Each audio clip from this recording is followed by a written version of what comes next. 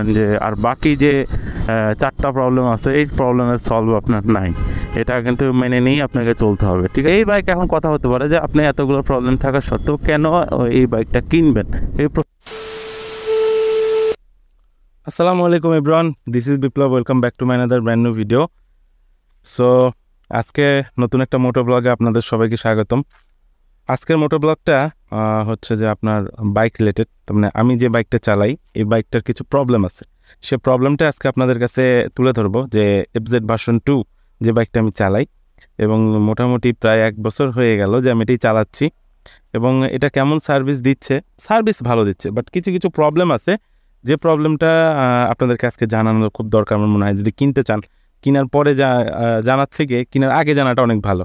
So আমার কিছু experience আপনার সাথে শেয়ার করব। ওকে, তো আগে আপনাদের বাইকটা আমি দেখাই। আমার এই হচ্ছে আমার বাইক, অ্যান্ড বাইকটা মোটামুটি সব দিকে বেস্ট। কিছু কিছু জিনিস আছে যে বাইকের একটু ইস্যু আছে, যে ইস্যুগুলোই আপনাদেরকে আমি জানাবো, যেটা আপনারা চাইলে পারে পরবর্তীতে সলভ করে নিতে পারবেন, তবে নিজের পকেটের টাকা দিয়ে আর কি। তবে সেম বাজেট দিয়েও মানে এই সেম বাজেটে কিন্তু অনেক কোম্পানি কিন্তু এই যে সকল এইখানে ঘাটতি আছে, যে কয়েকটা জিনিস কিছু কিছু ঘাটতি আছে, যে ঘাটতিটা কিন্তু পূরণ করে দিয়েও কিন্তু সেম প্রাইসে বাইক দিচ্ছে বর্তমান রেটে সময়। ঠিক আছে, তো মোটামুটি বাইকে একটু তোলা লাগছে। তো কদিন আগে বাইক আসলে ওয়াশ করাইছিলাম রাজশাহীতে, আসলে কিছু রাস্তাঘাটের কাজ চলছে, তো সেই জন্য অনেক বেশি ধুলা, এই জন্য বাইকের অবস্থা খারাপ। আর গতকালকে একটু বৃষ্টি হয়েছে, দেখা গেছে যে সেজন্য হালকা একটু কাদা লেগে আছে আর কি। তো চলুন এখন বাইকে আমরা চলে যাই। চলে যাওয়ার পরে আপনাদের গাড়ি চালাইতে চালাইতে আপনার সাথে শেয়ার করি প্রবলেমগুলো কী কী।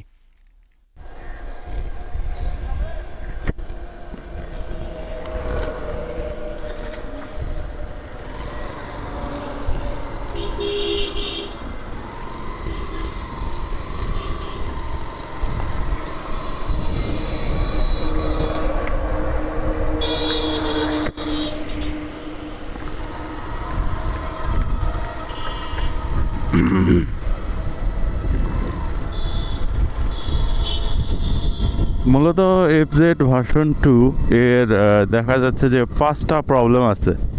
মানে এই 5টা প্রবলেমটা খুব মোটামুটি একটা বড় রকমের সমস্যা বলা যায় আর কি। এই বাজেটের দিক থেকে কথা বলতে গেলে এটা একটা সমস্যা, কারণ এই প্রাইস রেঞ্জে কিন্তু অনেক বাইক আছে এর থেকে কিন্তু যেই সকল প্রবলেম এই বাইক আছে এটা কিন্তু সলভ করে দিচ্ছে। তো প্রবলেম নাম্বার ওয়ান হচ্ছে এই বাইকের দেখা যায় যে আপনি যখন স্পিড ব্রেকারে যাবেন তখন দেখা যায় যে আপনার বাইকের যে নিচের অংশটা, মানে সামনের ইঞ্জিনের নিচে যে ডবল স্ট্যান্ডের যে অংশটা আছে, এটা কিন্তু দেখা যায় যে মানে স্পিড ব্রেকার সেটা ঠেকে যায় আর কি। যখন স্পিড ব্রেকার পার হতে যায় এই জিনিসটা কিন্তু ঠেকে যায়, তো তখন দেখবেন কট করে আওয়াজ করতেছে। সিঙ্গেল থাকলে তো খুব একটা সমস্যা হয় না, মাঝে মধ্যে 2-1টা স্পিড ব্রেকার হয়তো বাদ যায়, কিন্তু পেলিয়ন থাকলে পরে কিন্তু আপনার এটা অবশ্যই ঠেকবে। আর যাদের ওয়েট একটু কম তাদের দেখা যায় যে এটা খুব একটা ইফেক্ট করে না, তারা হয়তো বুঝতে পারে না। ওয়েট কম থাকলে হয়তো বাইকের মানে একটা মোশন যে সাসপেনশন আছে ওটা তো কম টেপে যায় আর কি। যারা একটু ওয়েট বেশি তারা কিন্তু বাইকটা একটু বেশি নিচা হয়।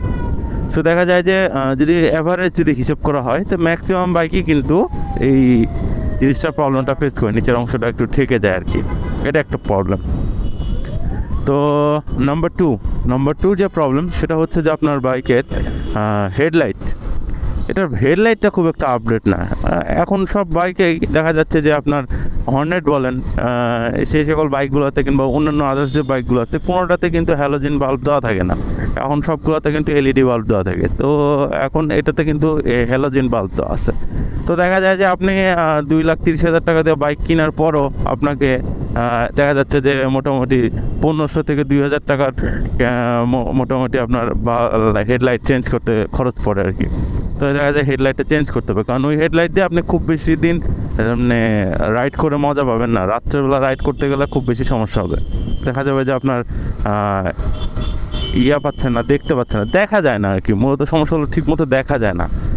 আর লং ট্যুরে গেলে পরে আপনি তো কিছুই দেখতে পারবেন না, অ্যাক্সিডেন্টের ভয় থাকে আর কি।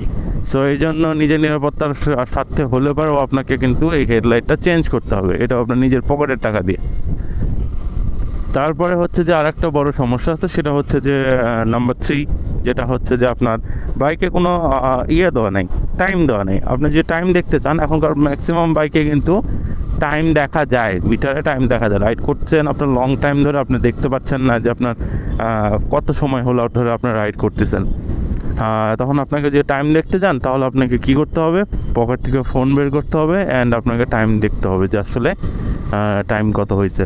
আর না হলে পরে ঘড়ি পড়তে হবে। এখনকার সময় তো মানুষের ঘড়ি পড়ে না, সবাই তো স্মার্টফোন ব্যবহার করে। তো দেখা যায় যে আপনার ঘড়িটা খুব একটা মানুষ পড়ে না। তবে এখানে একটা ঘড়ি থাকলে পরে অনেক ভালো হইতো, এটা একটা সমস্যা। আর তারপরে হচ্ছে যে 4 নম্বর সমস্যা যেটা, সেটা অনেকে সমস্যা বলা যায় না। এটা যারা বাইক কিনবে তারা কিন্তু জেনে শুনেই কিনবে। তো ডেফিনেটলি এটা কেনার আগে মানুষজন জেনেই কিনবে। তারপরে এটা আমি একটা প্রবলেম আকারে হিসেবে আপনাদের কাছে উপস্থাপনা করতেছি। সেটা হচ্ছে যে সেটা কিন্তু কোনো রেডি পিক আপ নাই। এই সেম প্রাইস রেঞ্জে কিন্তু মানুষ কিন্তু অন্যান্য বাইক কিন্তু রেডি পিক আপ দিচ্ছে। দেখা যায় যে খুব ভালো পারফরমেন্স আপনি সেখান থেকে পাবেন।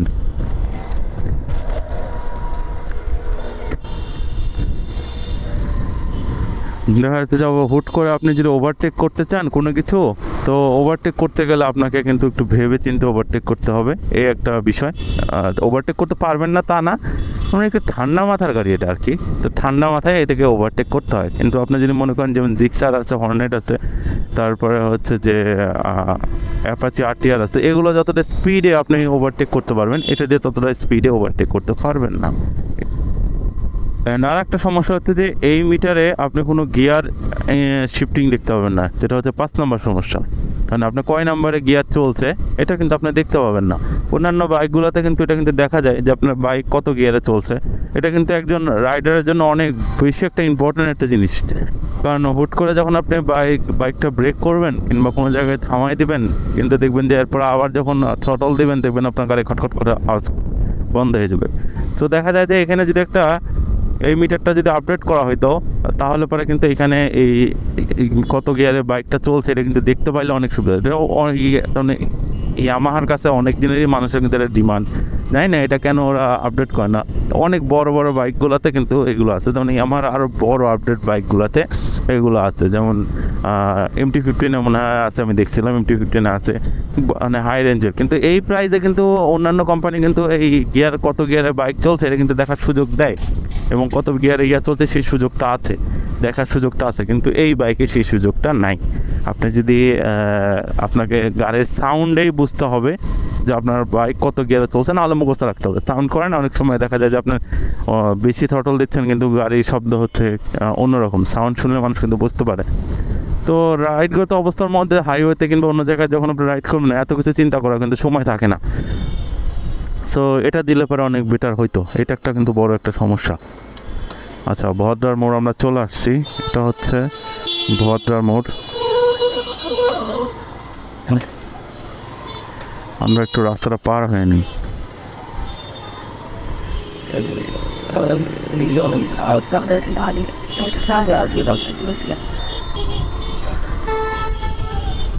এই প্রাইস রেঞ্জে কিন্তু অন্যান্য বাইক যাই হোক দিচ্ছিল আর কি, তার মানে ডিজিটাল মিটার, মিটারে গিয়ার কততে চলছে এটা দেখার সুযোগ আছে, তবে এটাতে দেখার কোনো সুযোগ নাই।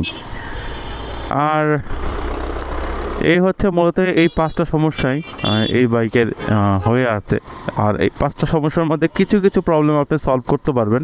তার মধ্যে জানেন যে আপনি যে হেডলাইট, এটা প্রবলেমটা আপনি সলভ করতে পারবেন। আর হচ্ছে যে মনে করেন যে আর বাকি যে 4টা প্রবলেম আছে, এই প্রবলেমের সলভ আপনার নাই, এটা কিন্তু মেনে নিয়েই আপনাকে চলতে হবে, ঠিক আছে? এটার কোনো ইয়ে না, খালি হেডলাইটটা আপনি চেঞ্জ করতে পারবেন। এছাড়া অন্যগুলার প্রবলেমগুলো সলভ আপনার কাছে নাই, ওটা আপনাকে মেনে নিয়েই আপনাকে বাইক চালাইতে হবে। এই হচ্ছে একটা অসুবিধা।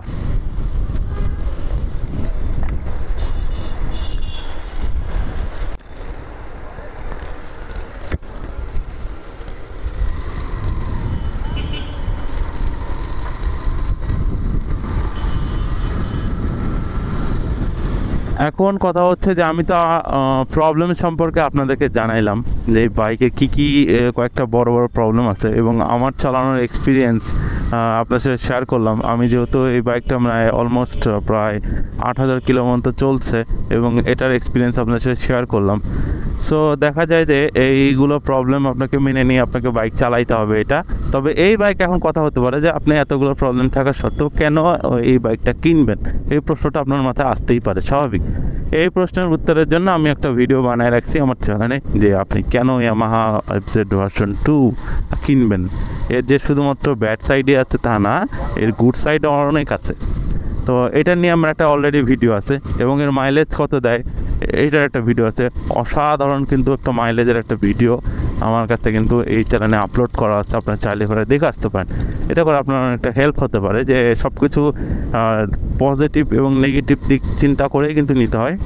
আর এই হলো মোটামুটি আপনার বাইক কেনার আগে আপনার যে প্রিপারেশন, এটা আপনার বাইকটা কেনার আগে প্রিপারেশন নিতে হেল্প করবে, ঠিক আছে? তো এই ছিল আমার ভিডিও, ইনফরমেশনমূলক একটা ভিডিও। যদি ভিডিওটি ভালো লাগে থাকে তো চ্যানেলটি অবশ্যই সাবস্ক্রাইব করবেন, কমেন্ট করে জানাবেন ভিডিওটি কেমন লাগলো। কোনো প্রশ্ন থাকলেও সেটা কমেন্টে জানাবেন, ইনশাল্লাহ আমি রিপ্লাই দেবো। আমার ফেসবুক, ইনস্টাগ্রাম পেজেও লাইক এবং ইউটিউব চ্যানেল সাবস্ক্রাইব করে রাখবেন। তো দেখা হবে নেক্সট ভিডিওতে, সবাই ভালো থাকবেন, আল্লাহ হাফেজ।